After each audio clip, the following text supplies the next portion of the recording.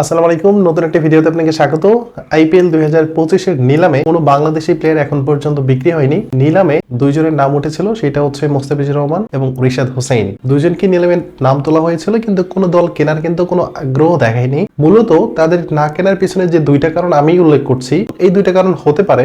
প্রথম কারণ হতে পারে যে আমরা সবাই ভেবেছিলাম যে চেন্নাই সুপার কিংস হয়তো মোস্তাফিজুর রহমানকে ব্যাক করবে এবং তিনি যে পারফরমেন্সটা তিনি গত আসরে করেছিলেন, সো আমরা অনেকেই ভেবে নিয়েছিলাম যে হয়তো তাকে ব্যাক করবে বা তাকে দলে ভিড়াবে চেন্নাই সুপার কিংস। কিন্তু গতকালকে তারা দুইটা লেফট হ্যান্ডি বলারটা কিন্তু অলরেডি তাদের দলে ভিড়িয়েছেন। একটা হচ্ছে খলিল আহমেদ, সেকেন্ড হচ্ছে সাম কারেন। শুধু এই দুইটা বলার যখন চেন্নাই নিয়ে ফেললো, দুইটা লেফট হ্যান্ডি বলার, তখনই আমরা নিশ্চিত হয়ে গেছি যে চেন্নাই সুপার কিংস এর হয়ে মোস্তাফিজুর রহমানের আর খেলা হচ্ছে না। এখন নতুন কোনো দল হয়তো তাকে পিক করতে পারে। তো অনেক ওয়েট করার পরে যখন মোস্তাফিজুর রহমানের নামটা আইপিএল নিলামে উঠলো, তখন আসলে কোনো দল নেওয়ার আগ্রহ প্রকাশ এখন পর্যন্ত করেনি। সেই সাথে আমাদের অনেক বড় একটা আগ্রহের জায়গা ছিল যে রিশাদ হোসেন তিনি হয়তো দল পাবেন, তিনিও কিন্তু দল পাননি। এখন তিনি দল না পাওয়ার পিছনে সবচেয়ে বড় যে কারণটা, সেটা হচ্ছে তিনি টি-20 ওয়ার্ল্ড কাপে ভালো পারফরমেন্স করেছেন। এরপরে তিনি অনেকগুলো লিগ থেকে তিনি ডাক পেয়েছেন। মোটামুটি তার পারফরমেন্স তখন ভালো ছিল, কিন্তু তার যদি আইপিএল না পাওয়ার পিছনে সবচেয়ে বড় কারণ যদি একটা থেকে থাকে, সেটা হচ্ছে তিনি ইন্ডিয়ার মাটিতে যে সিরিজটা বাংলাদেশ খেলেছিল সেখানে যাচ্ছে তাই একটা পারফরমেন্স করেছে।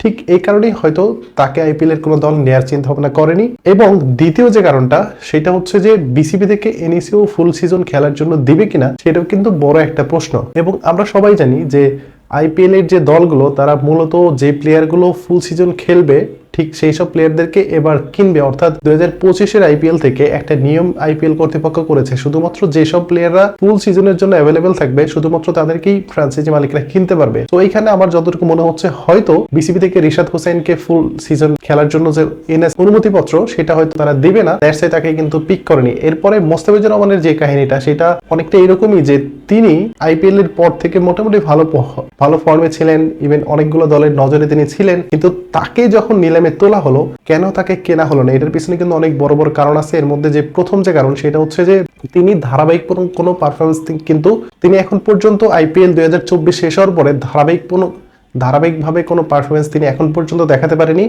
বা তিনি ইন্ডিয়ার মাটিতে যে লাস্ট সিরিজটা হলো সেখানেও খুব একটা ভালো তিনি করতে পারেনি। দ্যাটস ওয়াই হয়তো তাকে কোন দল পিক করতে চায়নি। এবং আরেকটা কারণ থাকতে পারে, সেটা হচ্ছে তাকেও হয়তো বিসিবি থেকে ফুল সিজন খেলার জন্য এনএসিও দিবে না, কারণ যখন আইপিএল চলবে তখন ঘরের মাটিতে জিম্বাবুয়ের এগেইনস্টে একটা সিরিজ আছে এবং সেই সাথে পাকিস্তানের মাটিতে একটা সাদা বলের একটা সিরিজ আছে। সো আমরা সবাই জানি যে মোস্তাফিজুর রহমান তিনি টেস্ট খেলেন না, কিন্তু সাদা বলের ক্রিকেটে সবসময়ের জন্য কিন্তু অ্যাভেলেবেল থাকেন। সো হয়তো এই দুইটা কারণ থাকতে পারে যে আসলে আইপিএল এ মোস্তাফিজুর রহমান কেন দল পেলেন না বা রিশাদ হোসেন কেন দল পেলেন না।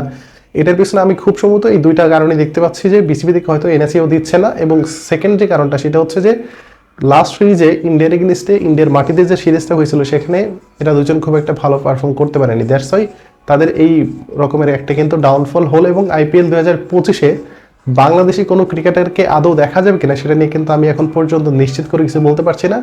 সো এই হচ্ছে আইপিএল এর নিলাম থেকে মোস্তাফিজুর রহমান এবং রিশাদ হোসেনকে কেনা, এবং তাদেরকে এখন পর্যন্ত কেউ কিনতে চায়নি, বা নিলামে নাম তোলার পরও তাদেরকে কেউ কিনতে চায়নি। এখন শেষ পর্যন্ত কোনো দল যদি আগ্রহ দেখায় তাহলে তো ভালো, আর যদি আগ্রহ না দেখায় তাহলে হয়তো আইপিএল এ শেষ পর্যন্ত যদি এদের নামগুলো আবার না তোলে, কারণ আইপিএল আমরা অনেক সময় দেখি যে যদি কোনো প্লেয়ারকে প্রথমে কিনতে না পারে তখন শেষের দিকে গিয়ে অর্ডার করে প্লেয়ার কেনা যায়।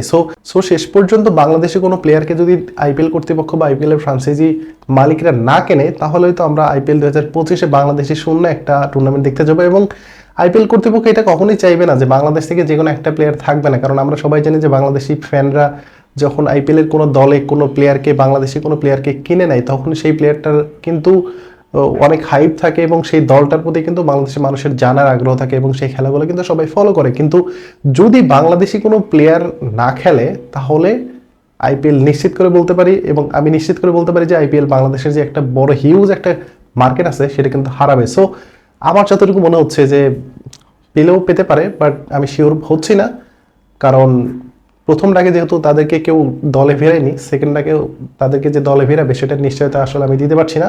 এখন আপনাদের মতামত কি, সেটা আমি কমেন্ট বক্সে জানতে চাচ্ছি যে কেন তাদেরকে আসলে আইপিএল এর কোনো ফ্র্যাঞ্চাইজি দলে নেওয়ার জন্য আগ্রহ প্রকাশ করলো না। ধন্যবাদ সবাইকে, আসসালামু আলাইকুম।